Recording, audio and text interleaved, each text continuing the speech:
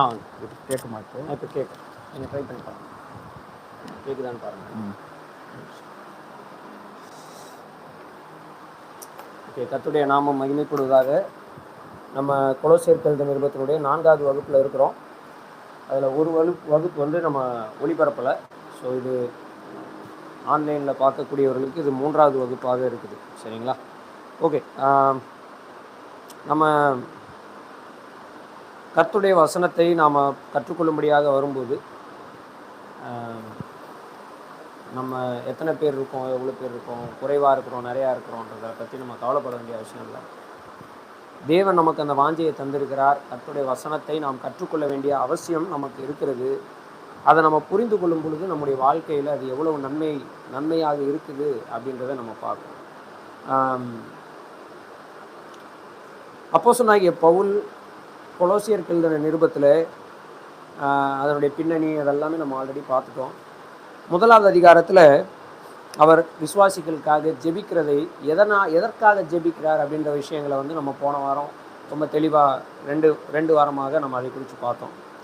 இப்போது டைரெக்டாக அந்த நிருபத்தினுடைய கண்டென்ட்டுக்குள்ளே நம்ம வரோம். இந்த நிருபத்துக்குள்ளே நம்ம போகிறோம்.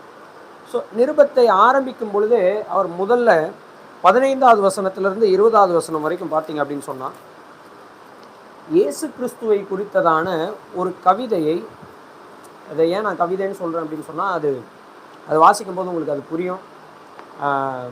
ஒரு ஈஸியாக கர்த்தராகிய இயேசு கிறிஸ்துவை பற்றி நாம் மைண்டில், நம்முடைய மனதில் நன்றாக நிறுத்தி கொள்வதற்கு ஒரு எளிய வழி என்ன அப்படின்னா, அவரை பற்றிய மேன்மையை ஒரு பாடலாக பாடும்போது நம்ம ஈஸியாக என்ன செய்ய முடியும், அதை மைண்டில் ஏற்றி கொள்ள முடியும் இல்லையா? இப்போ கர்த்தராகிய இயேசு கிறிஸ்துவனுடைய மகிமையை வந்து நம்ம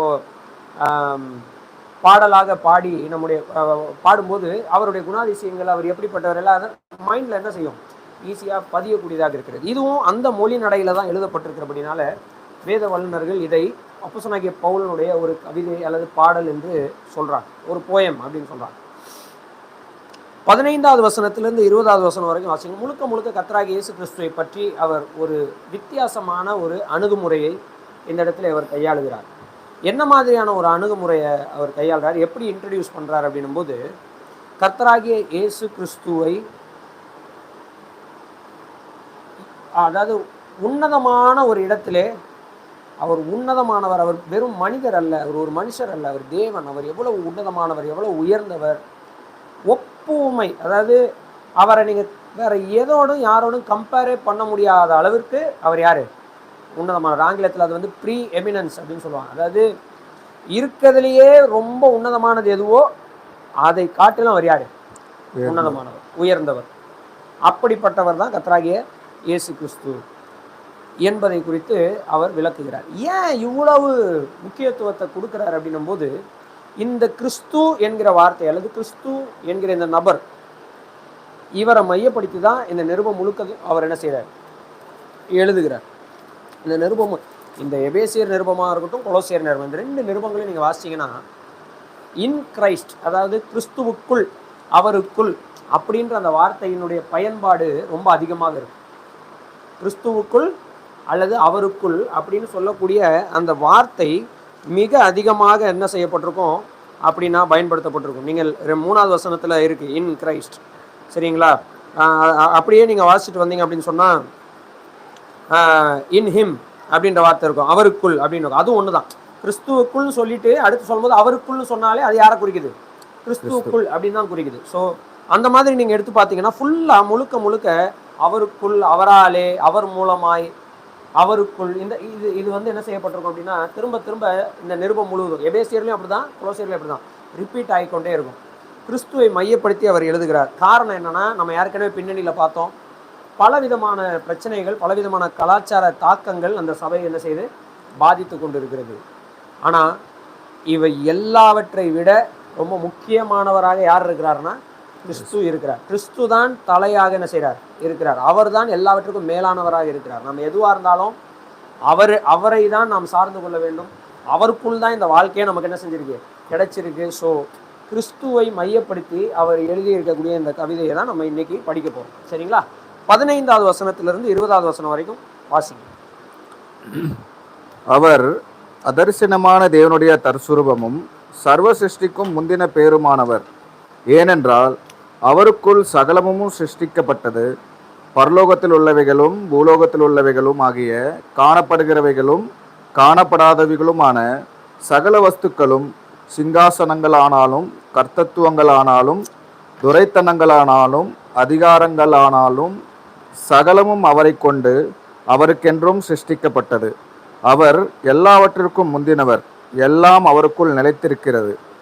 அவரே சபையாகிய சரீரத்துக்கு தலையானவர், எல்லாவற்றிலும் முதல்வராய் இருக்கும்படி அவரே ஆதியும் மரித்தோரிலிருந்து எழுந்த முதற் பேருமானவர்.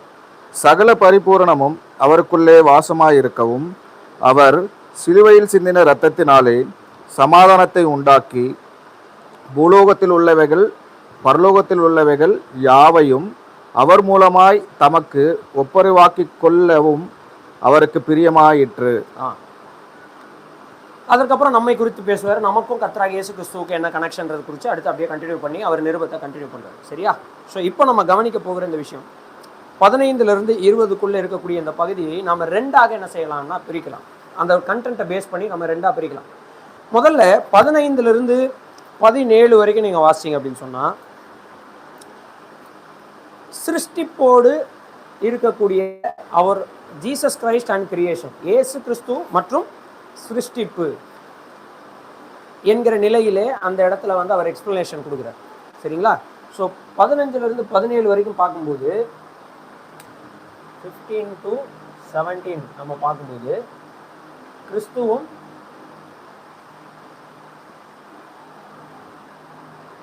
சிருஷ்டிப்பும் கிறிஸ்துவும் சிருஷ்டிப்பும் என்ன சொல்றாரு அப்படின்னு நம்ம பார்த்தோம் அப்படின்னு சொன்னா, ஃபர்ஸ்ட் கிறிஸ்துவை யாராக அவர் காண்பிக்கிறார். 15வது வசனத்துல நம்ம பார்க்கிறோம். 15வது வசனத்தை வாசிங்க. அவர் அவர் அதரிசனமான அவர்ன்றது யாரு? மேல யார் மூலமாக பாவ மன்னிப்பாகிய மீட்பு யாருடைய ரத்தத்தினால் உண்டாயிருக்குதுன்னு சொல்றாருன்னா கிறிஸ்துவினுடைய ரத்தத்தினால உண்டாயிருக்குன்னு சொல்றாரு. அப்ப அவர்னும் போது இந்த இடத்துல யாரு? கிறிஸ்து, கர்த்தராகிய இயேசு கிறிஸ்து. இவர் அதரிசனமான பார்க்க முடியாத இன்விசிபிள் காடுடைய, இன்விசிபிள் தேவனுடைய, பார்க்க முடியாத தேவனுடைய தற்ஸ்வரூபமும் இமேஜ், பார்க்க முடியாத தேவனுடைய சொரூபமாக, தற்ஸ்வரூபமாக, இமேஜாக அவர் என்ன செய்கிறார்? இருக்கிறார். அதோட நிறுத்தல, சர்வ சிருஷ்டிக்கும் முந்தின பேருமானவர். அப்படின்னா படைக்கப்பட்ட எல்லாவற்றிற்கும் அவர் யாரு? முந்தினவர். அப்படின்னா படைக்கப்பட்டுவதற்கு முன்பதாகவே அவர் என்ன செய்கிறார்? இருக்கிறவர் என்கிற பொருள்ல அவர் கர்த்தராகிய இயேசு கிறிஸ்துவை என்ன செய்கிறார்? அறிமுகப்படுத்துகிறார். இந்த வார்த்தைகளை வந்து நம்ம என்ன செய்யணும் அப்படின்னு சொன்னா, இப்போ ஆங்கிலத்தில் நீங்க வாசிங்கன்னா first born of all creation இருக்கும். உடனே நம்ம என்ன நினைச்சிடக்கூடாதுன்னா, கர்த்தராகிய இயேசு கிறிஸ்து சிருஷ்டிக்கப்பட்டவர் என்று யெகோவா சாட்சிகள்காரங்க சொல்வதை போல நம்ம என்ன செய்யக்கூடாது? அந்த வசனத்தை எடுத்துக்கொள்ளக்கூடாது. ஏன்னா முதற் பேரானவர், அதாவது ஃபர்ஸ்ட் பார்ன் அப்படின்னு எழுதியிருக்குதே அப்படின்னு நம்ம என்ன செய்யக்கூடாது? எடுத்துக்கொள்ளக்கூடாது. ஸோ இதனுடைய அர்த்தத்தை நம்ம கொஞ்ச நேரம் தியானிக்கணும். கொஞ்சம் ஆழமா அதை குறித்து நம்ம பார்த்துட்டு அவர் என்ன செஞ்சாருன்னு அவரை குறித்து சொல்லியிருக்கோ அதை அதுக்கடுத்து நம்ம பார்க்கலாம். ஸோ ஃபர்ஸ்ட் நம்ம பார்க்க போறது என்ன அப்படின்னா, ஃபர்ஸ்ட் அவரை குறித்து போட்டிருக்கு, அவர் பார்க்கவே முடியாத தேவனுடைய சொரூபமாக இருக்கிறார். அப்போ தேவனை ஒருவனும் ஒரு காலம் கண்டதில்லை. தேவனை யார் என்ன செஞ்சதில்லை? ஒருவரும் பார்த்ததில்லை. யாராவது பழைய ஏற்பாட்டுல தேவனை பார்த்து இருக்கிறார்கள் நம்ம சொல்ல முடியுமா? நம்ம நினைக்கலாம் ஆதாம் பார்த்திருக்கிறான். ஆதாம் தானே முதல் மனிதன், அவன் தேவனை பார்த்திருக்கலாம்னு நினைக்கிறோம். ஆனா பைபிள் என்ன சொல்லுதுன்னா, தேவனை ஒருவனும் ஒரு காலத்திலும், நாட் இன் ஆல் டைம். அப்படின்னா ஆதாமையும் சேர்த்து யாரும் தேவனை முகத்துக்கு முகம் என்ன செஞ்சதில்லை? கடவுளை ஒருவனும் பார்த்ததில்லை. யோவான் எழுதின சுவிசேஷத்துக்கு வாங்க. யோவான் எழுதின சுவிசேஷம்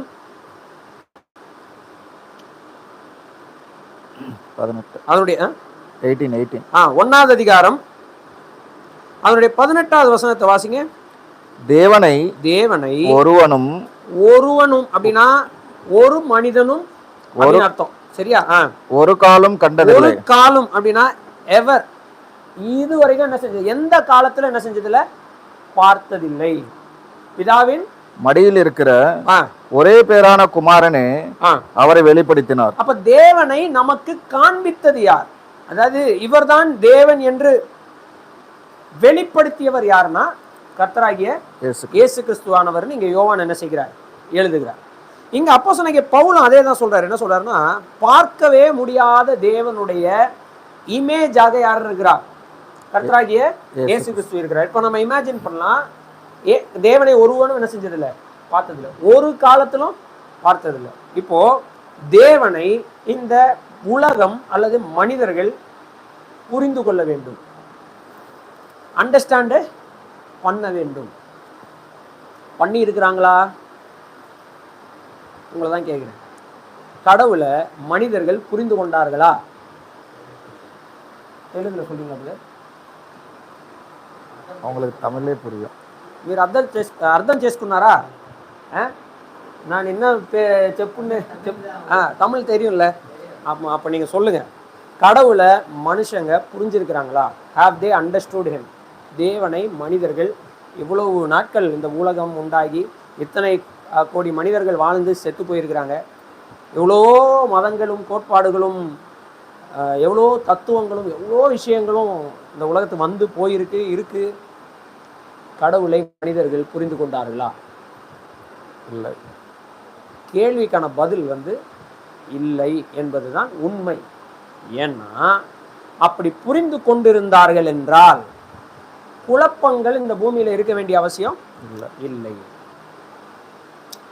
ஆனா கடவுள் என்ன பண்ணாரு அப்படின்னா, ஆதி ஆகமத்திலிருந்து நம்ம படிக்கிறது ஒரு உண்மை என்னன்னா, ஆதி ஆகமம் 1வது அதிகாரம் 27, 28 வாசிங்க. அதாவது வேதாகமத்தின் முதல் புஸ்தகத்தின் முதல் பக்கத்தில் இருக்கக்கூடிய 27வது வசனம் அண்டு 28வது வசனம் வாசிங்க. தேவன் தம்முடைய சாயலாக மனுஷனை சிருஷ்டித்தார். ஓகே. அவனை தேவ சாயலாகவே சிருஷ்டித்தார். தேவன் யாரை சிருஷ்டித்தார்? யாரை சிருஷ்டித்தார்? மனுஷனை, மனிதனை சிருஷ்டித்தார். அப்புறம் அவனை தேவ சாயலாகவே சிருஷ்டித்தார். தேவ சாயலாகவே சிருஷ்டித்தார். ஆணும் பெண்ணுமாக அவர்களை சிருஷ்டித்தார். ஆணும் பெண்ணுமாக அவர்களை சிருஷ்டித்தார். மனிதர்களை சிருஷ்டித்தார்.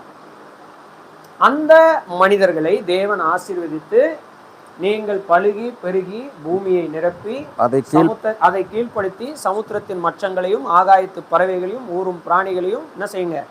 ஆண்டு கொள்ளுங்கள் என்று. நீங்கள் ஆண்டு கொள்ள வேண்டும், நீங்கள் மேனேஜ் பண்ணி கொள்ள வேண்டும். உங்கள் கையில் இவைகளை நான் கொடுத்தேன், உங்களை இவைகளுக்கு ராஜாக்களாக நான் செஞ்சிருக்கிறேன், மாற்றி இருக்கிறேன். நீங்கள் பூமி முழுவதும் நிரம்பிக் கொள்ளுங்கள் என்று சொல்லி கர்த்தர் அவர்கள் என்ன செய்தார்? ஆசீர்வதித்தார். இங்க நம்ம பார்க்கிற ஒரு விஷயம் என்னன்னா, தேவனை இவர்களும் பார்த்ததில்லை. ஆனால் தேவன் இவர்களை என்னவாக படைத்தார்னா, அவர்களுக்குள் தேவனுடைய சாயல் இருக்கும்படியாக படைக்கல, அவர்களையே தேவனுடைய சாயலாக படைத்தார். ரெண்டுத்துக்கும் வித்தியாசம் இருக்கு. Man is not having God's image, man is God's image. புரியுதா? மனிதனுக்குள் கடவுளுடைய சாயல் இருக்குதுன்னு சொன்னா, கடவுளின் சாயலை இழந்து விட்டான் அப்படின்ற ஒரு கோட்பாடு வருவதற்கு வாய்ப்பு இருக்கு. ஆனா மனிதன் கடவுளின் சாயலாகவே படைக்கப்பட்டதுனால, நம்ம கடவுளின் சாயலை இழந்து விட்டான்னு சொல்றது சரியா, அல்லது கடவுளின் சாயலாக இருக்க தவறி விட்டான்னு சொல்றது சரியானா, கடவுளின் சாயலாக இருக்க தவறி விட்டான்னு சொல்வதுதான் சரி. கடவுளின் நம்மளை மிருகம் மாதிரி படைச்சிட்டு நமக்குள்ள கடவுளின் சாயலை வைக்கல, நம்மளை படைச்சதே கடவுளின் சாயலாக தான் என்ன செஞ்சார்? படைச்சார். இந்த சாயல் என்கிற அந்த வார்த்தைக்கு ஒரிஜினல்ல, அதாவது எபிரேய மொழியில செலம் என்ற வார்த்தை வருகிறது. என்னது? செலம். நீங்க கிரேக்க மொழியில இப்போ இங்க கொலோசியர்ல இருக்கு இல்லையா, கொலோசியர்ல என்ன போட்டிருக்கு? அவர் பார்க்க முடியாத தேவனுடைய தற்சொரூபமாக இருக்கிறார் அப்படின்னு வருது இல்லையா. அங்கேயும் கிட்டத்தட்ட இதே இமேஜ். ஆங்கிலத்தில் என்ன போட்டிருக்கு? இமேஜ். ஆங்கிலத்தில் என்ன போட்டிருக்கு? இமேஜ். தமிழ்ல என்ன போட்டிருக்கு? பழைய ஏற்பாட்டில் சாயல்னு போட்டிருக்கு, புதிய ஏற்பாட்டில் சொரூபம்னு போட்டிருக்கு. சொரூபம். தெலுங்குல என்ன போட்டிருக்கு? தேவன் தமது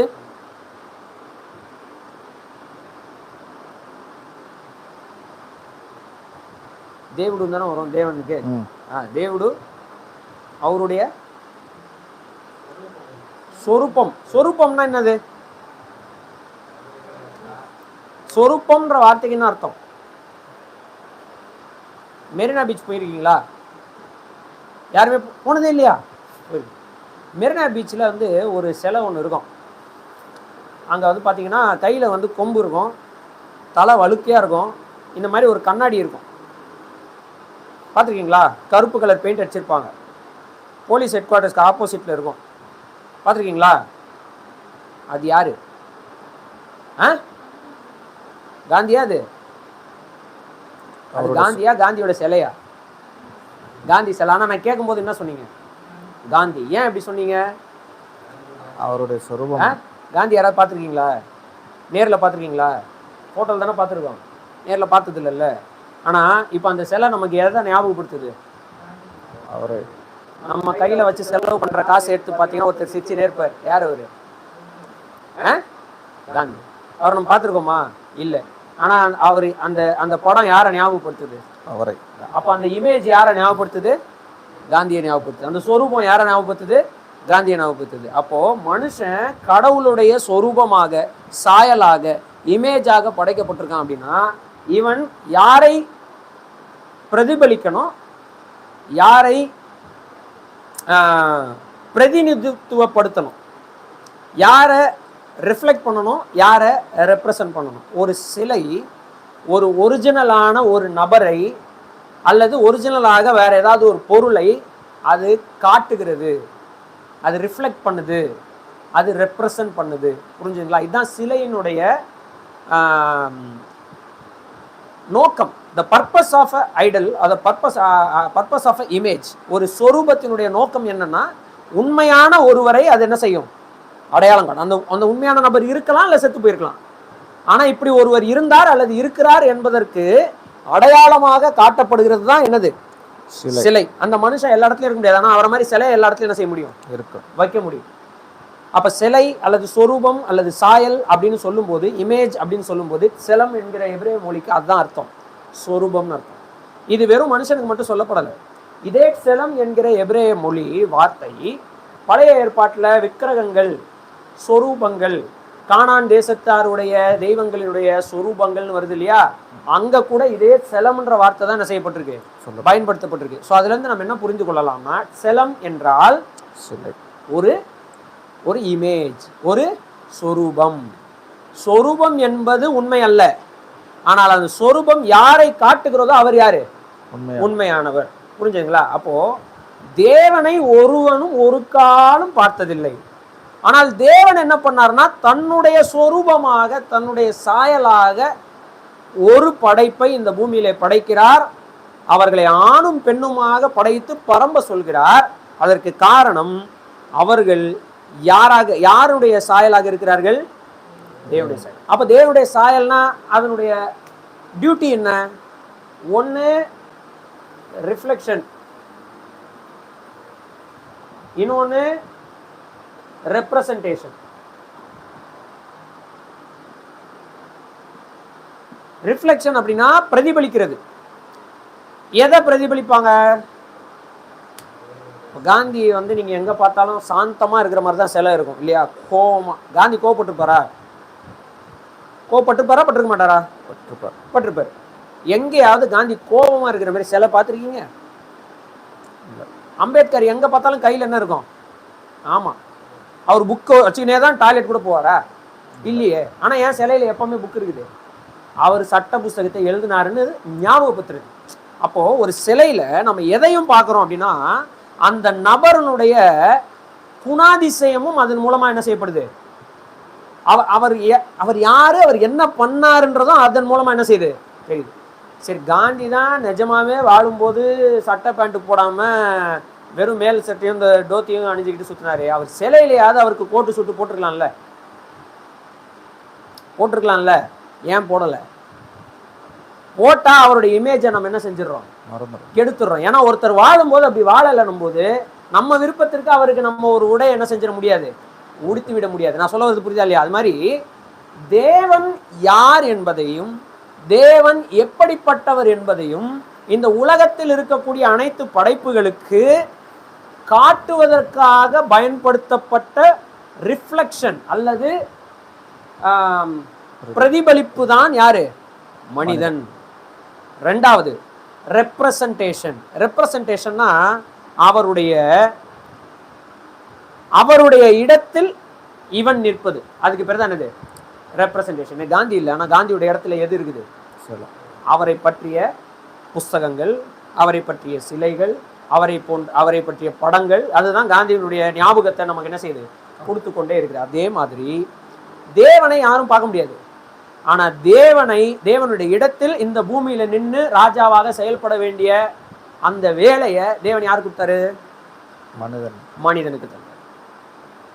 புரிஞ்சுதா? அப்போ தேவனை பிரதிபலிக்கிறான், அதாவது தேவனுடைய குணாதிசயங்களை பிரதிபலிக்கிறான். அதே நேரத்தில் தேவனுடைய இடத்துல இந்த உலகத்திலே தேவனை பிரதிநிதித்துவப்படுத்துகிறான். ரெப்ரசன்டேஷன் பண்றது யாரு? மனிதன். இப்போ உங்களுக்கு இன்னும் புரியுற மாதிரி சொன்னோம்னா, இந்த சேல்ஸ் ரெப்ரசன்டேட்டிவ் பார்த்துருக்கீங்களா? சேல்ஸ் ரெப்ரசன்டேட்டிவ் பார்த்துருக்கீங்களா இல்லையா? இந்த காலத்தில் அவங்களாம் ரொம்ப குறைஞ்சிட்டாங்க. இல்லைனா இப்படி சொல்கிறேன், ஒரு ஷோரூமுக்கு போகிறீங்க, ஒரு மாலுக்கு போகிறீங்க, ஒரு ஏதாவது ஒரு பொருள் வாங்க போகிறீங்க, ஓகேவா? ஒரு ட்ரெஸ் வாங்க போகிறீங்கன்னே வச்சுப்போம். அந்த மால்குள்ளே நீங்கள் என்ட்ராகி இந்த கடைக்குள்ளே நீங்கள் போன உடனே அந்த கடையில் வேலை பார்க்குறவங்களாம் அந்த கடை பேர் போட்டு ஒரு டிஷர்ட் போட்டு, அங்கே வாங்க வாங்க, இந்த சாரி பாருங்கள், அந்த ப்ளவுஸை பாருங்கள், அந்த ஜாக்கெட்டை பாருங்கள், அந்த புடவையை பாருங்கள், இந்த இது உங்களை கூப்பிட்டு என்ன செய்வாங்க? அவங்க யாருன்னா அந்த கடையினுடைய ரெப்ரசன்டேட்டிவ். இப்போ அந்த பொருள் சரியில்லைன்னா நீங்கள் கோபத்தை யார் மேலே காமிப்பீங்க? கடை ஓனர் போய் கூப்பிட்டு வந்து காமிக்க முடியுமா? அவர் மலேசியாவில் சிங்கப்பூர்லேயே இருப்பார். ஆனால் நீங்கள் யார்கிட்ட தான் காமிக்க முடியும்? அந்த கடைக்கார அவனே அங்கே சம்பளத்துக்கு தான் வேலை செய்கிறான். ஆனால் அவன் வேலை என்னன்னா, அந்த ஓனர்னுடைய இடத்துல, அந்த கம்பெனியினுடைய இடத்துல இப்போ யார் நிற்கிறா? அந்த மனிதன் நிற்கிறான். அதுக்கு பேர் தான் ரெப்ரசன்டேஷன். அவன் அந்த ஓனர் இல்லை, நல்லா புரிஞ்சுக்கணும். அவன் இந்த ஓனரு கிடையாது. இவன் தேவன் அல்ல, மனிதன் கடவுள் அல்ல. ஆனால் கடவுளினுடைய பிரதிநிதியாக இந்த உலகத்திலே செயல்படக்கூடிய வேலையை தேவன் அவனுக்கு என்ன செஞ்சு காட்டுகிறார். ஸோ இது அவன் தன்மையை குறிக்கிறது, இது அவன் பொறுப்பை குறிக்கிறது. இதுதான் சிலை அல்லது சொரூபம் அல்லது சாயல் அல்லது இமேஜ் அல்லது செலம் அல்லது தெலுங்குல சொரூபம் என்கிற வார்த்தைக்குரிய அர்த்தம். புரிஞ்சிச்சா? ரைட். இப்போ மனிதன் தேவனுடைய சாயலாக இன்னைக்கு இருக்கிறானான்னு கேட்டா நீங்க என்ன சொல்லுவீங்க? நீங்க போய் இன்னைக்கு உங்க கண்ணாடி முன்னாடி நில்லுங்க.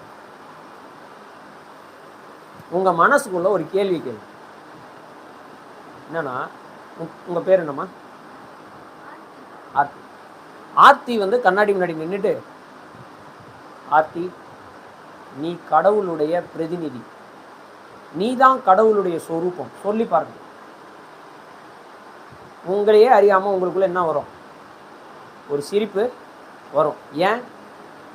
நாம அப்படி இல்லை. நமக்குள்ள தேவனுடைய சாயல் இல்லைன்னு இல்லை, நாம் தேவனுடைய சாயலாக தான் இருக்கிறோம். ஆனால் தேவனுடைய சாயலாக இருக்க தவறிட்டோம். ஏன்னா நம்ம வேற ஒருத்தனுடைய ரிஃப்ளெக்ஷனை காண்பிச்சிட்டோம், வேற ஒருத்தனுடைய ரெப்ரசன்டேட்டிவா இந்த உலகத்துல மாறிட்டோம். அவன் யாரு? தீமைக்கு அதிகாரியாகிய பிசாசு என்பவன். நாம தேவனுக்கு சாயலாக இருக்க சொன்னா நம்ம யாருக்கு சாயலா மாறிட்டோம்? ஆமா. அதனால மனுஷர் சாயல்னு ஒரு சாயல் என்ன செஞ்சிருச்சு? உருவாகி விட்டது. மனுஷர் சாயல் பிலிப்பியர்ல வாசிக்கிறோம், இயேசு கிறிஸ்து அந்த மனுஷர் சாயல் இந்த பூமிக்கு வந்தார்.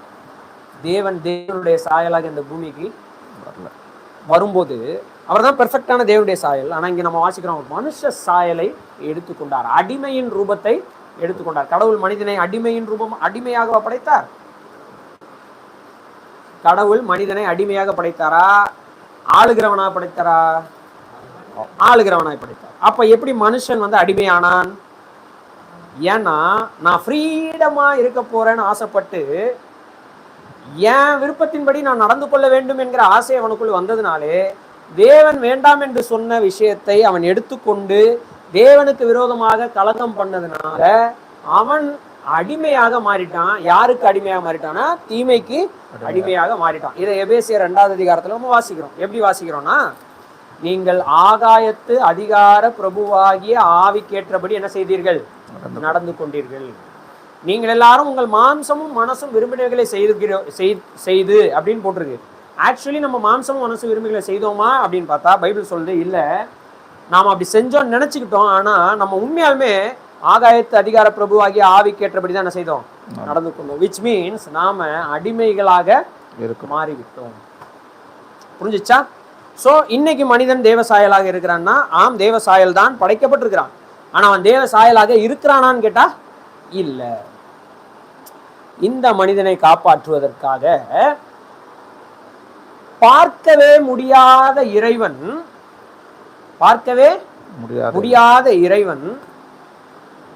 புரிந்து கொள்ள முடியாது, பார்த்து புரிந்து கொள்ள முடியாத இறைவன் தேவன் தன்னுடைய வார்த்தையை எழுதி கொடுத்தார் மனிதன் தேவனை புரிந்து கொள்வதற்காக. அதுதான் பழைய ஏற்பாடு. ஆனால் அப்பொழுதும் மனிதன் தேவனை என்ன செய்யவில்லை? புரிந்து கொள்ளவில்லை. எல்லோரும் பாவம் செய்து ஏகமா என்ன செய்து விட்டார்கள்? கெட்டு போய்விட்டார். இப்போ என்ன நடக்குதுன்னா, இந்த புரிந்து கொள்ள முடியாத, பார்க்க முடியாத தேவனுடைய சொரூபமாக, எக்ஸ்பிரஸ் இமேஜாக, தற்ஸ்வரூபமாக இந்த பூமிக்கு யார் வந்தார்? கர்த்தராகிய இயேசு கிறிஸ்து வந்தாருன்னு சொல்லி இந்த அப்போஸ்தலனாகிய பவுல் கொலோசியர் எழுதின நிருபம் 1வது அதிகாரம் 15வது வசனத்துல சொல்றார். ஏன் அவர் வர வேண்டியிருந்ததுன்னா, தேவ சாயலாக இருக்கிறதுனா என்னன்றதே யாருக்கு தெரியல? மனுஷனுக்கு தெரியாத அளவுக்கு ஏகமாய் கெட்டு போயாச்சு. இப்ப தேவ சாயலாக தேவனே இந்த பூமிக்கு மனுஷனாய் வந்து, இதுதான் தேவ சாயல், தேவ சாயலாய் இருக்கிறதுனா இப்படிதான், தேவனை ரிஃப்ளெக்ஷன் பண்ணா இப்படிதான் பண்ணணும், தேவனை ரெப்ரசன்ட் பண்றது இப்படிதான் பண்ணணும், இப்படிதான் பேசணும், இப்படிதான் நடந்துக்கணும், இப்படிதான் வாழணும், இப்படிதான் சிரிக்கணும், இப்படிதான் அழுகணும், இப்படிதான் சந்தோஷமா இருக்கணும், இப்படிதான் துக்கமா இருக்கணும், பாவிகளோடு இப்படிதான் இருக்கணும், பரியாசக்காரரோடு இப்படிதான் இருக்கணும், பரிசேயர்களோடு இப்படிதான் இருக்கணும், ராஜாக்கள் அதிகாரிகளுக்கு முன்பதாக இப்படிதான் இருக்கணும். எழுதப்பட்ட கர்த்தருடைய வார்த்தையின்படி அப்படியே வாழ்ந்து காண்பிச்சு, இதுக்கு பேர் தான் தேவனுடைய சாயல்னு இந்த பூமியில பார்க்க முடியாத இறைவன் பார்க்கிற லெவலுக்கு இறங்கி வந்தார் இல்லையா? அவர் தான் யாருன்னு அப்போஸ்தலன் பவுல் சொல்றாரு, இயேசு கிறிஸ்துவானவர். புரிஞ்சுச்சா? அப்ப அவர் என்ன சொல்ல வர்றாருன்னா, Jesus is the perfect representation of God's nature. தேவனுடைய இயல்பின் அல்லது சுபாவத்தின் அல்லது தன்மையின் எக்ஸாக்ட் ரெப்ரசன்டேஷன், சரியான பிரதிபலிப்பும் சரியான பிரதிநிதித்துவமுமாய் வந்தவர் தான் யாரு? கர்த்தராகிய இயேசு கிறிஸ்து. இப்ப நம்ம பார்க்க முடியுது. யோவான் சொல்றாரு பாருங்க, 1 யோவான் 1வது அதிகாரம் முதல் சில வசனங்களை வாசிங்க. 1 யோவான் 1வது அதிகாரம். யோவான் சுவிசேஷம் இல்ல, யோவான் எழுதின 1வது நிருபம் 1வது அதிகாரம் முதல் சில வசனங்களை வாசிங்க. ஆதி முதல் இருந்ததும் நாங்கள் கேட்டதும் எங்கள் கண்களினாலே கண்டதும் நாங்கள் நோக்கி பார்த்ததும் எங்கள் கைகளினாலே ஹேண்டில் பண்ணினதும் எங்கள் கைகளினாலே தொட்டதுமாயிருக்கிற ஜீவவார்த்தையை அறிவிக்கிறோம்.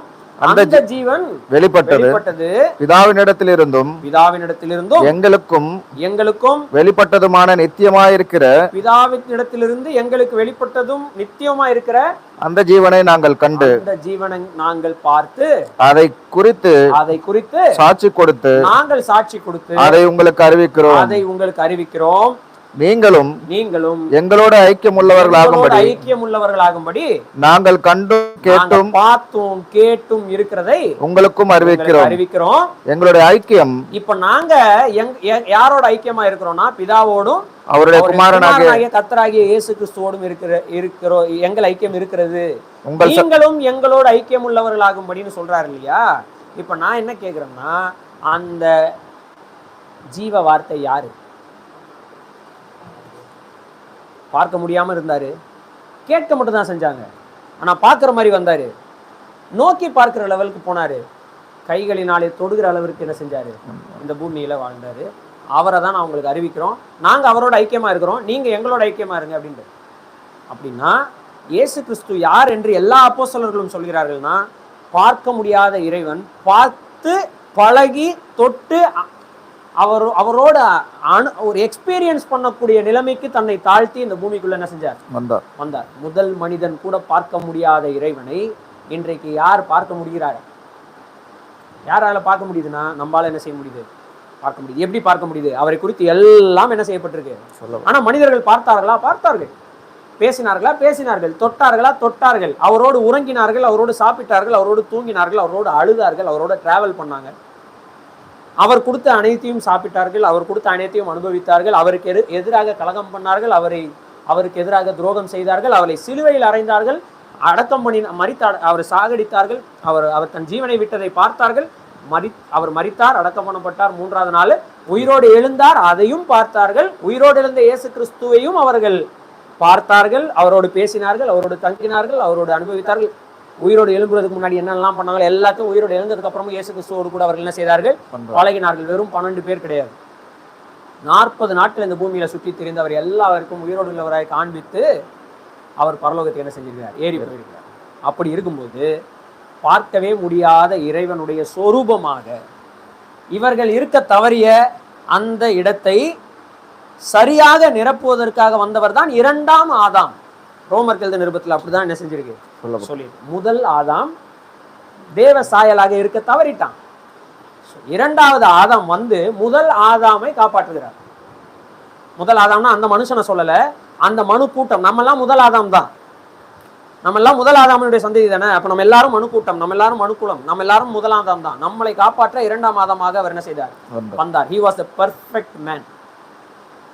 சரியான ஆதாமாக மனிதனாக அவர் இருந்தார்.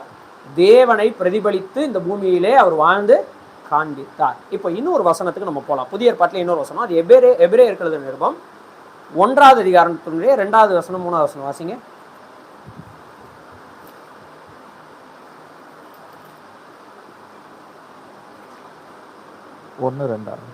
எபிரேயர் 1:2-3. இந்த கடைசி நாட்களில் குமாரன் மூலமாய் நமக்கு திருவுளம் பற்றினார். ஓகே, யார் திருவுளம் பற்றினார்னா தேவன் திருவுளம் பற்றினார். முதல் வசனத்துல இருக்கு, சரியா? இப்போ இந்த குமாரன் யார் அப்படின்னு 3ஆவது வசனத்துல சொல்றாரு, வாசிங்க. இவர் அவருடைய மகிமையின் பிரகாசம். அவர் அப்படின்னா இவர்ன்றது யாரு? இயேசு கிறிஸ்து. அவர்ன்றது யாரு? பிதாவாகிய தேவன். அப்போ இவர் அவருடைய மகிமையின் பிரகாசமும் அவருடைய தன்மையின் சொரூபமாயிருந்து, அவருடைய தன்மையின் சொரூபம், exact perfect representation of God's nature. தேவனுடைய தன்மை, தேவனுடைய இயல்பு. தேவன் யார்? இப்ப மனுஷ தன்மைன்னு ஒண்ணு இருக்கு இல்லையா? இருக்கா இல்லையா? டவுட்டா பாக்குறீங்க? எங்க இருக்கு? மனுஷனுக்குள்ள நாய்த்தன்மை இருக்கு, மனுஷனுக்குள்ள குரங்கு தன்மை இருக்குது, மனுஷனுக்குள்ள முதலைத்தன்மை இருக்குது, மனுஷனுக்குள்ள கழுதை தன்மை, எருமை தன்மை கூட இருக்குது. ஆனா மனுஷத்தன்மையை மட்டும் தான் நம்மளால என்ன செய்ய முடிய மாட்டேங்குது, பார்க்க முடிய மாட்டேங்குது. நம்ம தேவனுடைய சாயலாக சிருஷ்டிக்கப்பட்டோமே, தேவனையும் பிரதிபலிக்க தவறிட்டோம், நாம மனுஷனாவும் இருக்க தவறிட்டோம். அதனாலதான் மனுஷனுக்குள்ள எல்லா மிருக சாயலும் இருக்குது, இருக்கா இல்லையா? ஆனா இங்க நம்ம பாக்குறோம் தேவனுடைய சுபாவத்தின், நேச்சர் ஆஃப் காடினுடைய தன்மையினுடைய எக்ஸாக்ட் ரெப்ரசன்டேஷனாக கர்த்தராகிய இயேசு சொல்றார். இந்த இடத்துல இருக்கிற கிரேக்க வார்த்தையினுடைய விளக்கத்தை நான் உங்களுக்கு சொல்லணும்னு நினைக்கிறேன். அந்த எக்ஸாக்ட் ரெப்ரசன்டேஷன் சொல்லியிருக்கு இல்லையா? சரி, அந்த கிரேக்க வார்த்தையை நம்ம தெரிஞ்சுக்கிட்டு நம்ம ஒன்றும் பண்ண போறது இல்லை. பட் அந்த கிரேக்க வார்த்தையினுடைய மீனிங் என்னன்றதை நம்ம என்ன செய்யணும், புரிஞ்சுக்கணும். அப்பதான் அந்த எக்ஸாக்ட் ரெப்ரசன்டேஷன், தன்மையின் சொரூபம் என்கிற அந்த வார்த்தையை நம்ம புரிந்து கொள்ள முடியும். சரியா? அதை தான் நான் உங்களுக்கு எக்ஸ்பிளைன் பண்ண முயற்சி செய்கிறேன் ஒரு சின்ன ஒரு படத்தின் மூலமாக. சரியா?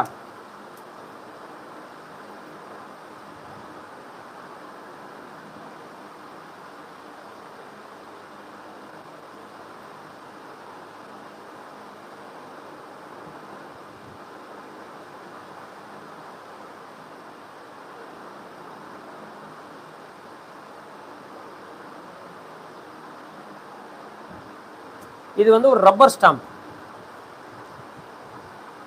இது என்ன எழுத்து? ஜே. உங்களால பார்க்கும்போது இது ஜேன்னு சொல்ல முடியுது இல்லையா? இப்ப இந்த ரப்பர் ஸ்டாம்ப்ல இது இப்படி இருக்குமா?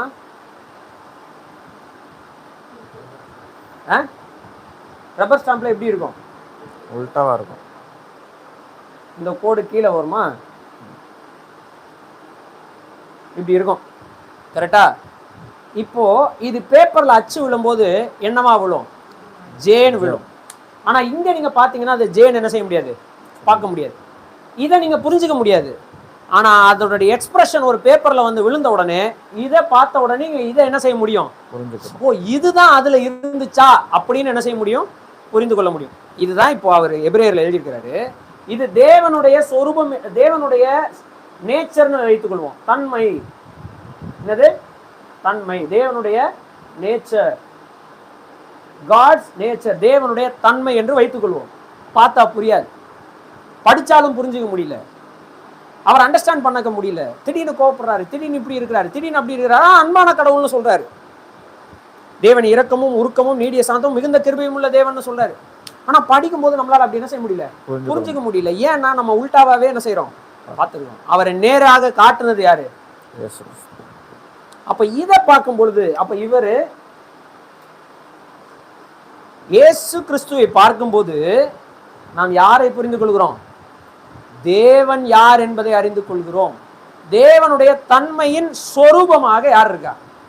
Express image. இந்த எக்ஸ்பிரஷன் இப்ப நான் சொன்னேன் தெரியுமா, முத்திரை மோதிரத்தினுடைய எக்ஸ்பிரஷன், அந்த மாதிரியான ஒரு வார்த்தை தான் கிரேக்க மொழியில என்ன செஞ்சிருக்க அந்த இடத்துல சொல்லப்பட்டு. ஸோ 2 வார்த்தைகள் ஒரே அர்த்தத்தை குறிக்கிற சொல்றது. ஒன்று இமேஜ் என்கிற வார்த்தை, இன்னொன்று எக்ஸ்பிரஷன் என்கிற வார்த்தை. இந்த 2 வார்த்தையும் இயேசு கிறிஸ்து யாருன்னு சொல்லுதுன்னா, தேவனை பிரதிபலிக்கக்கூடிய சரியான பிரதிபலிப்பாக இந்த உலகத்துல மனுஷனுக்கு தேவனை வெளிப்படுத்தியது கர்த்தராகிய இயேசு. அப்போ இயேசு கிறிஸ்துவை பார்த்தால் நாம் யாரை பார்த்த மாதிரி?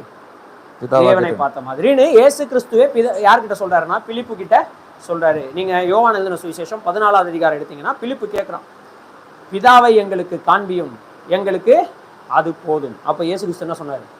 பிலிப்புவே, இவ்வளவு காலம் நான் உன்னோடு கூட இருந்தும் நீ என்னை அறியவில்லையா? என்னை கண்டவன் பிதாவை கண்டான். புரிஞ்சதா? ஸோ இதை தான் அப்போஸ்தலனாகிய பவுல் வந்து இங்க சொல்றாரு, he is the image of the invisible God. பார்க்க முடியாத தேவனுடைய சொரூபம். யாரு? கிறிஸ்து.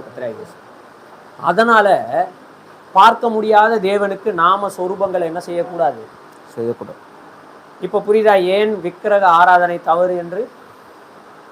ஏன் விக்கிரக ஆராதனை தவறுனா, உங்களால கடவுளை பார்க்கவே முடியல, நீங்க எப்படி கடவுளுக்கு சொரூபத்தை உண்டாக்குவீங்க? உண்டாக்க முடியுமா? பார்க்காத இறைவனுக்கு சொரூபத்தை உண்டாக்க முடியுமான்னு கேட்டா முடியாது. அதனாலதான் ரோமர் கழுத நிருபத்துல சொல்லி இருக்கிறது, மனிதர்களாகிய நாம் நம்மை அறிவாளிகள் என்று நினைத்து பைத்தியக்காரர்களாகி அழியாத தேவனுடைய மகிமையை அழிவுள்ள பறவைகள், மிருகங்கள், ஊரும் பிராணிகள் ஆகிய இவைகளுக்கு ஒப்பாக மாற்றினார்கள். மனிதன் என்ன பண்ணிட்டான்னா, கடவுளை இந்த அழிந்து போகக்கூடிய மகிமையுள்ள மனிதர்கள், பறவைகள், மிருகங்கள், ஊரும் பிராணிகள், மரஞ்செடி கொடிகள், படைப்புகளுக்கு ஒப்பாக என்ன செஞ்சுட்டான்? மாற்றி விட்டான். நீங்க உலகம் முழுவதும் போயிட்டு கடவுளுக்கான சிலைகள் உலகம் எங்கிலும் இருக்கிற எல்லா கலாச்சாரத்து சிலைகளையும் எடுத்துட்டு வந்து வைங்க. இந்த லிஸ்ட்ல ஒன்னா தான் இருக்கும். ஒன்று மனுஷன் மாதிரி இருக்கும், இல்லைனா மிருகம் மாதிரி இருக்கும், இல்லைனா பறவைகள் மாதிரி இருக்கும், இல்லைனா ஊரும் பிராணி மாதிரி இருக்கும், இல்லைனா இதெல்லாம் கலந்த மாதிரி இருக்கும். ஆனா அது எதுவுமே கடவுள் அல்ல. ஏன் ஏன் நம்ம இப்பதான் பார்த்தோம், தேவனை ஒருவனும் பார்க்க முடியாது, ஒரு காலம் கண்டதில்லை. இந்த விக்கிரகங்களை வைத்து வணங்குகிறவர்களிடத்திலே போய் கேளுங்க, கடவுளை பார்த்துருக்கீங்களான்னு கேட்டா என்ன சொல்லுவாங்க? கடவுளை பார்க்க முடியலங்க, ஆனா நீங்க எனக்கு உதவி செஞ்சிருக்கீங்க, நீங்க தான் கடவுள். கடவுளை நான் பார்க்க முடியலங்க, ஆனா இந்த சாமி கிட்ட போயிட்டு நான் கும்பிட்டேங்க, இந்த சிலை கிட்ட போய் நான் என்ன செஞ்சேன், பூஜை பண்ணி கும்பிட்டேன், எனக்கு நல்லது நடந்துச்சு, அதனால இதுதான் கடவுள். சூரியன் எனக்கு நன்மை செய்து, சூரியன் கடவுள். நிலா எனக்கு நன்மை செய்து, நிலாவும் ஒரு கடவுள். மண்புழு கூட உழவனுக்கு நண்பனா இருக்குது. உடனே மண்புழு ஒரு கடவுள். உழவு செய்கிற விவசாயி நமக்கு சோறு போடுறான், அதனால அவருக்கு ஒரு கும்பிடு, நீ ஒரு கடவுள். அகம் பிரம்மாஸ்மி, உன்னுக்குள் இருக்கக்கூடிய கடவுளை நான் என்ன செய்கிறேன், வணங்குகிறேன். உடனே அவரும் வணக்கம் அப்படின்னு அப்படின்னா அர்த்தம், எனக்குள் இருக்கும் கடவுளை அவர் வணங்குகிறார். சோ நீயும் கடவுள், நானும் கடவுள், அன்பே கடவுள், அன்பே சிவன் அப்படின்ட்டு இந்த உலகத்துல தத்துவங்களை உருவாக்கி விட்டார்கள். புரிஞ்சதா? ஆனா பைபிள்ல நம்ம பார்க்கிறோம், கடவுளை ஒருவனும் ஒரு காலத்திலும் பார்த்தது. பார்க்க முடியாத தேவனை நாம் புரிந்து கொள்ள வேண்டும் என்பதற்காக பார்க்க முடியாத தேவனுடைய இமேஜாக, சொரூபமாக வந்தவர் கர்த்தராகிய இயேசு கிறிஸ்து. அவரை கண்டவர்கள் பிதாவை கண்டார்கள். அவரை பார்த்தவர்கள் தேவனை பார்த்தார்கள். நம்ம ஒரு வசனத்தை வாசிக்கலாம். அந்த நாயினூர் அப்படின்னு ஒரு ஊர்ல ஒரு விதவையினுடைய மகன் என்ன செஞ்சுட்டான், செத்து போயிட்டான். அந்த சம்பவம் தெரியும்ல? நாயினூர் அப்படின்ற ஒரு ஊர்ல ஒரு விதவையினுடைய ஒரு மகன் என்ன செஞ்சுட்டான், செத்து போயிட்டான். இயேசு கிறிஸ்து அந்த ஊருக்கு வராரு. வரும்போது என்ன செய்யறாருன்னா, பாடையில கொண்டு போயிட்டு இருக்கிற அந்த சடலத்தை பார்க்குறாரு. அந்த விதவையின் மேல் மனதுருகிறாரு. இரக்கம் நிறைந்தவளாய் வந்து அந்த மனிதனை உயிரோடு என்ன செய்யறாரு, எழுப்பி தன் தாய்கிட்ட கொடுக்குறாரு. இந்த சம்பவம் எல்லாருக்கும் தெரியும். அது லூக்கா எழுதின சுவிசேஷம் 7வது அதிகாரம் 11வது வசனத்திலிருந்து 17வது வசனம் வரைக்கும் இருக்கு. சரியா? ஆனா 15வது வசனம், 16வது வசனம், 17வது வசனம் மூணுத்தையும் வாசிங்க. இப்ப இயேசு கிறிஸ்து அவனை உயிரோட எழுப்பிட்டாரு. அப்ப என்ன நடக்குதுன்னு பாருங்க. 7:15 to 17, 15ல இருந்து 17. மரித்தவன் எழுந்து உட்கார்ந்து பேச தொடங்கினான். அவனை அவன் தாயினிடத்தில் ஒப்புவித்தார். யாரு? இயேசு கிறிஸ்து கொடுத்தார். எல்லாரும் பயமடைந்து மகா தீர்க்கதரிசியானவர் நமக்குள்ளே தோன்றி இருக்கிறார் என்றும். போதும், அப்படியே நிறுத்துங்க. இதோட நிறுத்திருந்தாங்கன்னா கதை வேற. மகா தீர்க்கதரிசியானவர் நம்மிடத்திலே தோன்றி இருக்கிறார்னு சொல்லியிருந்தா அதோட கதை வேற. ஆனா அவங்க அதை மட்டும் சொல்லல, அதுக்கு அடுத்து ஒரு வார்த்தையை சொல்றாங்க. என்ன சொல்றாங்க? தேவன் தமது ஜனங்களை சந்தித்தார் என்றும். இங்க தமது ஜனங்களை சந்தித்தது யாரு?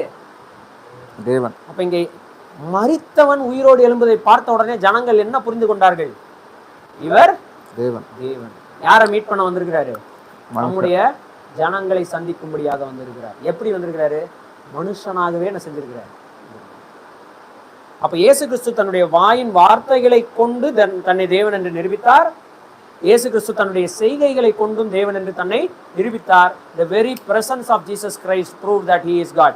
இயேசு அங்க சும்மா நின்னாலே அவர் தேவன் என்பதை எல்லாரும் என்ன செய்து கொண்டார்கள், பார்த்தார்கள் என்ற அளவுக்கு தான் கர்த்தராகிய இயேசு கிறிஸ்துவானவர் எல்லாராலும் தொடுகிற மாதிரியான ஒரு வாழ்க்கையை வாழ்ந்தார்.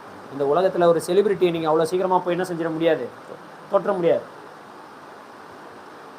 ஆனா கர்த்தராகிய இயேசு கிறிஸ்துவானவர் தேவன் இந்த பூமிக்கு மனுஷனா வரும்போது எல்லாராலும் தொடுகிற தூரத்துலதான் அவர் என்ன செஞ்சார், இருந்தார்.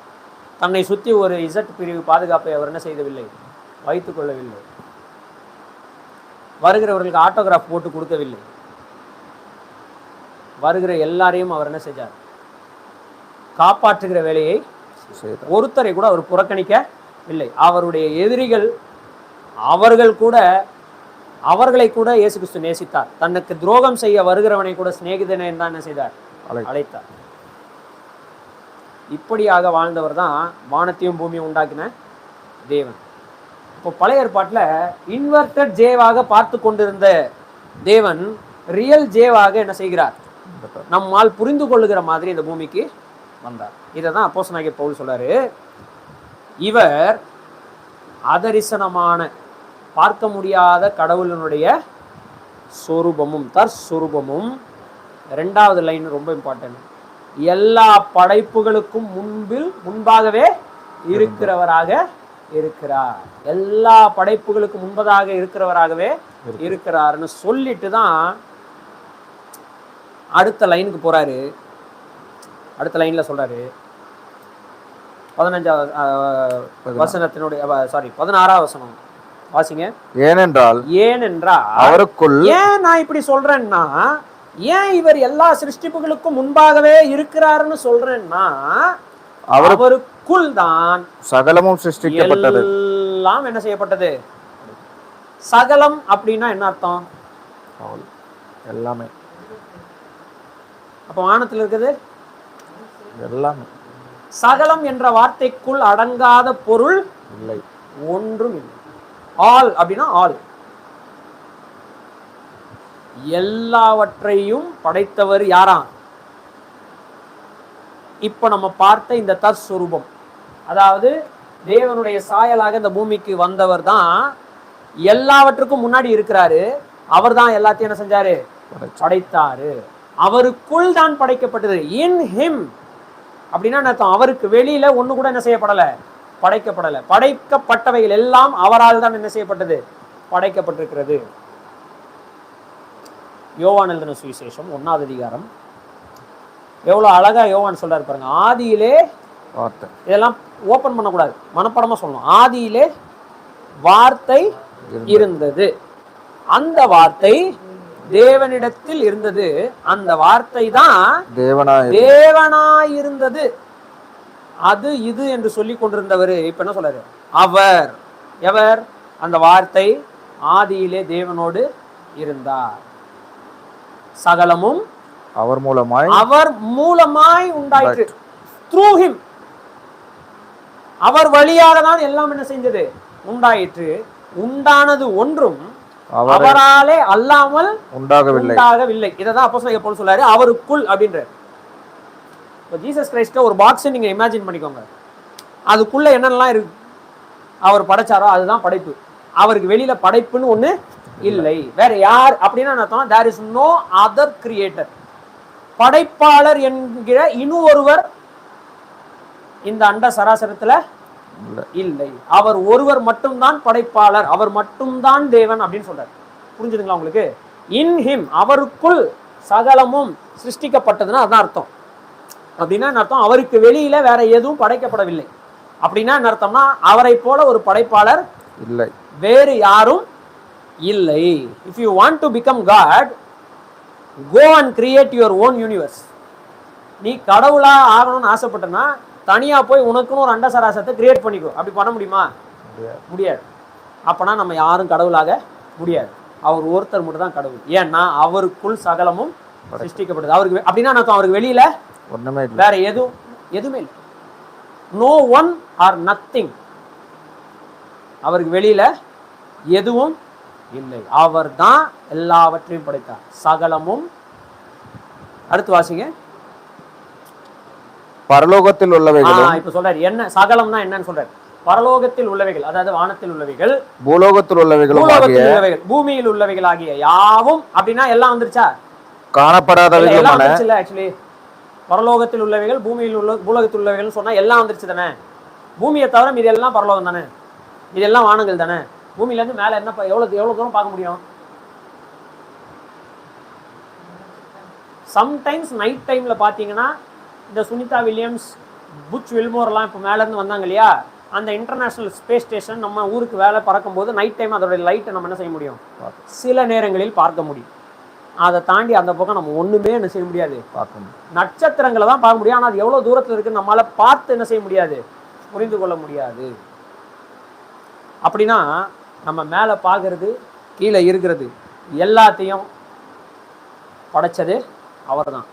இப்போ அடுத்து சொல்றாரு, அவர் பரலோகத்தில் உள்ளவைகளும் பூலோகத்தில் உள்ளவைகளும் ஆகிய காணப்படுகிறவைகளும் சரி காணப்படாதவைகளும் முடிகிறவைகள், எதெல்லாம் பார்க்க முடியுதோ அதுவும் காணப்படாதவைகளுமான பார்க்கவே முடியாததுமாகிய சகல வஸ்துக்களும் எல்லா திங்ஸையும், சிங்காசனங்களானாலும் சிங்காசனங்களா இருக்கட்டும், கர்த்தத்துவங்களானாலும் கர்த்தத்துவங்களாக இருக்கட்டும், துரைத்தனங்களானாலும் துரைத்தனங்களாக இருக்கட்டும், அதிகாரங்களானாலும் அதிகாரங்களாக இருக்கட்டும், சகலமும் எல்லாமும் அவரை கொண்டு அவருக்கென்று சிருஷ்டிக்கப்பட்டது. இந்த வார்த்தை ரொம்ப கவனமா கவனிங்க.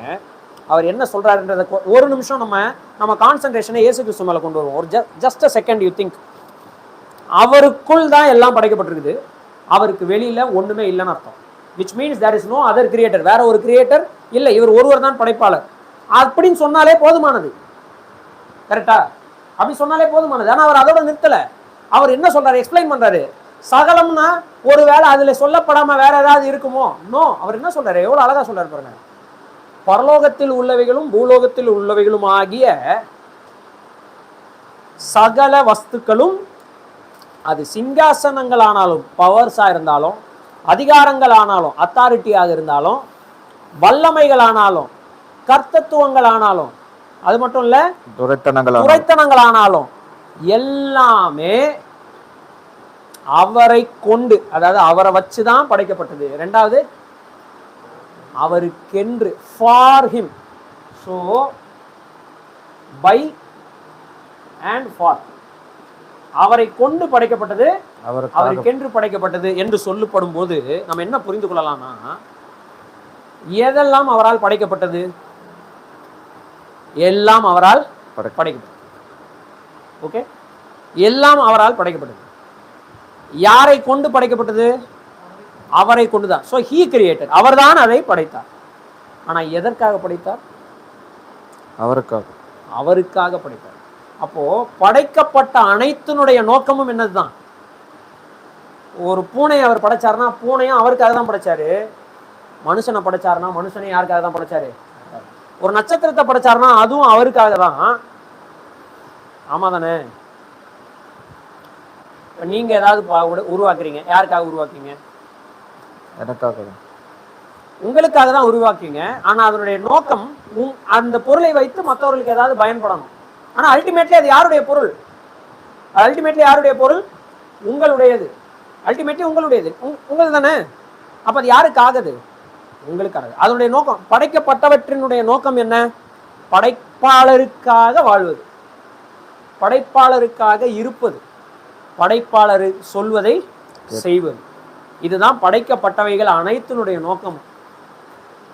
சூரியன் செய்தா செய்யுது, சந்திரன் செய்தா செய்யுது.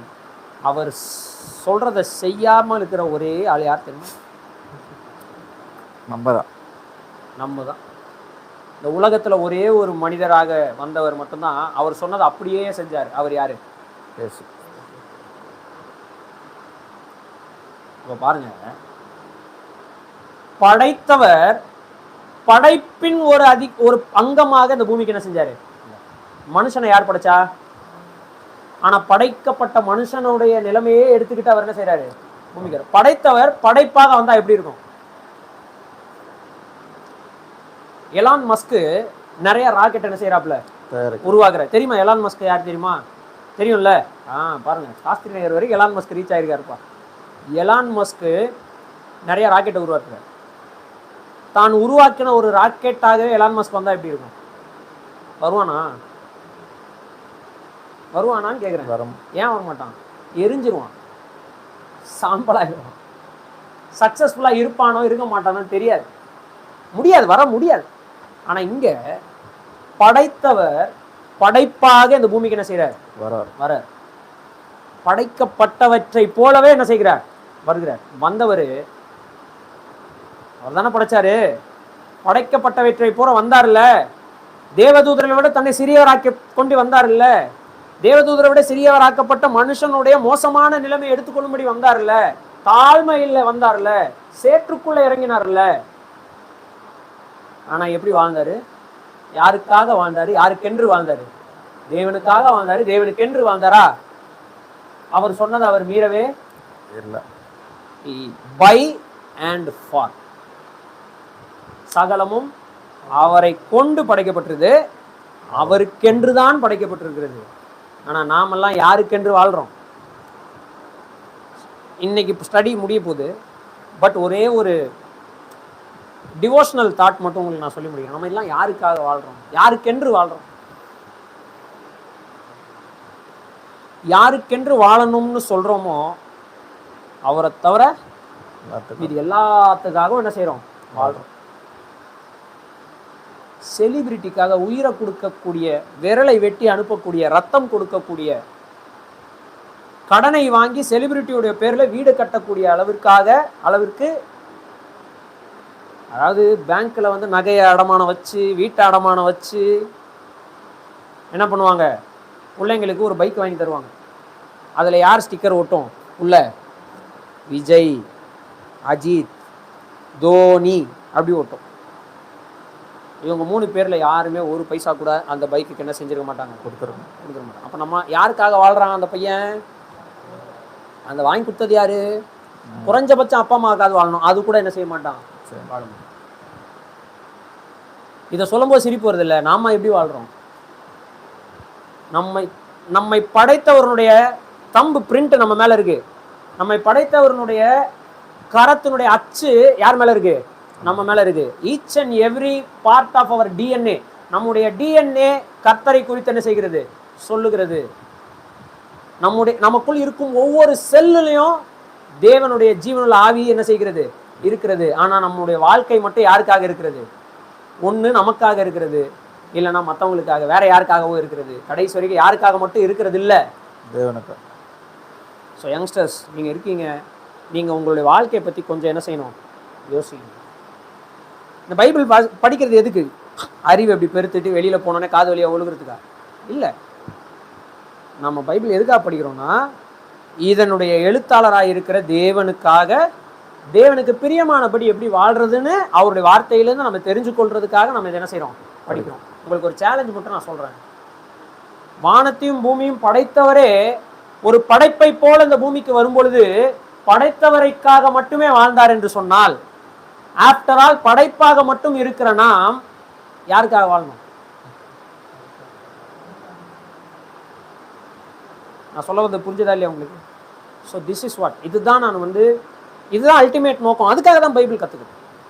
அதுக்காக தான் பைபிளை நம்ம என்ன செய்கிறோம், கற்றுக்கொள்ள முடியாத வரும். இதை நீங்கள் நோக்கமாக வச்சுக்கோங்க. ஒருவேளை இந்த இரவு நீங்கள் தூங்க போகும்போது உங்கள் வாழ்க்கையை நீங்கள் கர்த்தருக்கு மறுபடியும் என்ன செய்யுங்க, ஒப்பு கொடுங்க.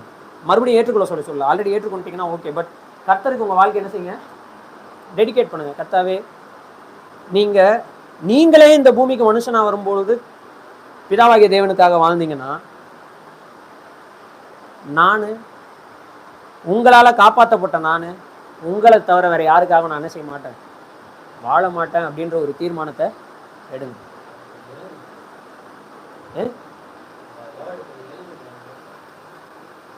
அழிச்சிருவா, அழிச்சிட்டு எழுதுவா.